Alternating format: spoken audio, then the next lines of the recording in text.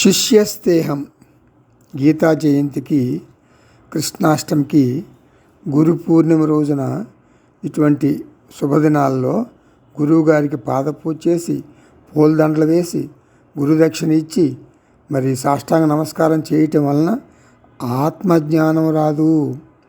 పాదపూజ వలన నీ గురుభక్తి తెలుస్తుంది. నీవు 3 పనులు తప్పనిసరిగా చెయ్యాలి. ఏం చేయాలి?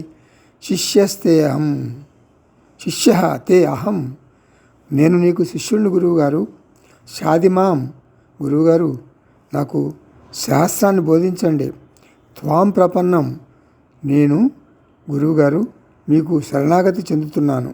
అంటే మీరు చెప్పినట్లు శాస్త్రం వింటాను, ఆచరిస్తాను. నాకు అంటూ సొంత అభిప్రాయాలు లేవు గురువుగారు అని గురుబోధ శ్రద్ధగా వినాలి. ఒక పెద్ద గడ్డి వామిలో ఒక గుండు సూదిని వెతికినట్టు, అంటే అట్లా వెతికి పట్టుకోవటం అసాధ్యం కదా. అలాగే గురుబోధ లేనిదే నీకు ఆత్మజ్ఞానం లభించటం అసాధ్యం.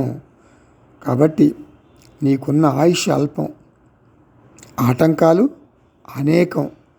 గురువుని ఆశ్రయించి వేదాంత శ్రవణం చెయ్యి. నీకు ఆత్మజ్ఞానం రావటం తథ్యం. తద్వారా నీకు జీవన్ముక్తి లభించడం కూడా ఖాయం.